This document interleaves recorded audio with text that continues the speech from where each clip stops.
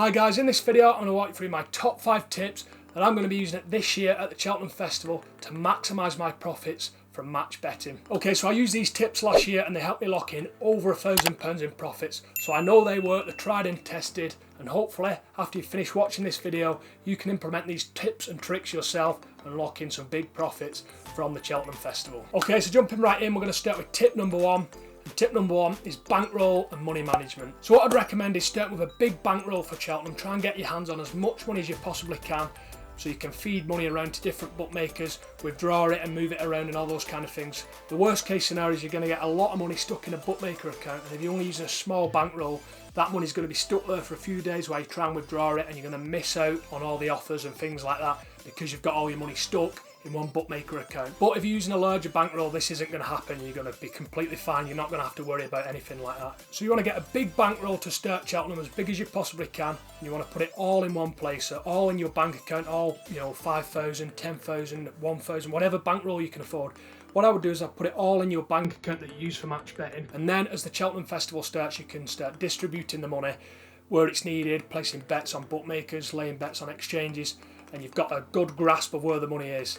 And the second part of that is money management as well. You want to be able to track where your money is, what bookmakers the money's with, how much profit you're going to make if a horse lands in an extra place. All these things you want to be tracking. You can either use a spreadsheet like on Google Sheets or Excel or something like that, or just use pen and paper. But you want to have a firm grasp of where your money is and how much profit you're going to make if a horse lands in an extra place or something occurs, Have a good grasp on all that kind of thing. Number 2 is extra places. Now, extra places are a great way of making money from match betting, and I recently uploaded a tutorial video walking you through how to get started with extra places, which I'll leave a link to on screen now, probably in the corner somewhere.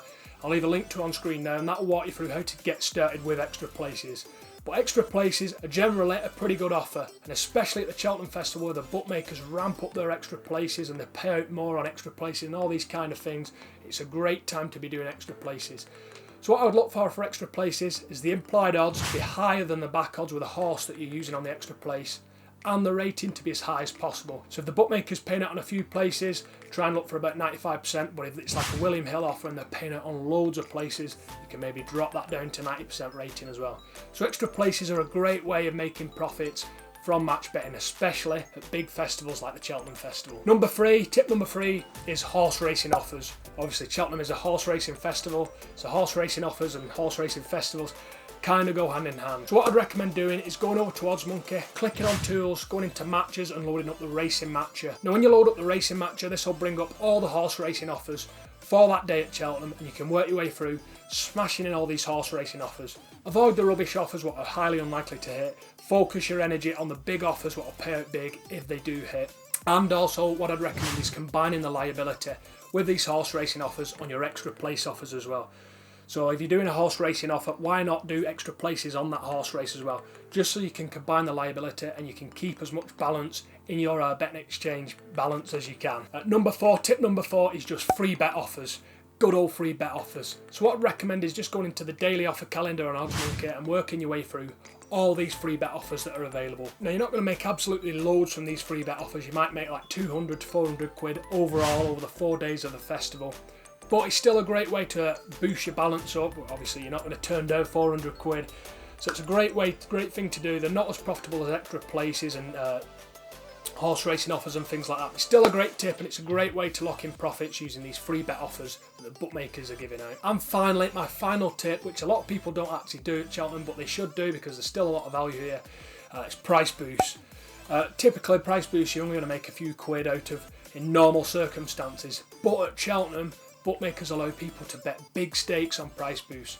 Now, if you don't know what a price boost is, I do have a video on this, but if you don't know what a price boost is, it's essentially where you're backing with the bookmaker at a higher price than you're laying on the exchange. Now, the prices with the bookmakers go higher because the bookmaker boosts the price, so they go higher than the lay odds on the exchange. And if you back at a higher price than you lay, you'll net the profit between the two odds.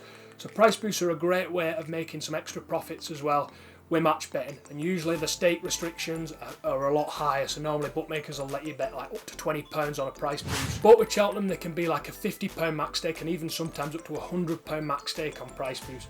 So again, price boosts are a great way of making profits at Cheltenham. And you can also, just like horse racing offers and extra places, combine the liability with other offers that you're doing, so you can keep as much balance as you possibly can in your Smirkix account or your Betfair account or whatever betting exchange you're using, which will allow you to keep smashing offers and keep making as much money as possible from the Cheltenham Festival. So yeah guys, they're my top 5 tips for match betting at the Cheltenham Festival in 2021. Now, I used these tips last year and they helped me lock in way over £1,000 in profits. So I know they work, they're tried and they're tested, and I know that they work, and I know how profitable that they can be. So yeah, that's pretty much it guys. Thank you very much for watching this video. Let me know down in the comments down below how much profit your biggest Cheltenham was. So how much profit you made in your biggest year at Cheltenham. Let me know down below in the comments. I'll get back to anyone that drops a comment down below. If you have any questions or anything like that, drop them down below as well, and I'll get back to anyone that has any queries or wants to let me in on how much money they've made at Cheltenham in the past. Drop a comment down below. Smash the like button on this video if you won't mind guys, and give me a subscribe as well if you don't mind as well. Really helps me grow my channel, and that's what I'm trying to do here on YouTube. Thank you very much for watching this video, and I'll see you soon in the next video.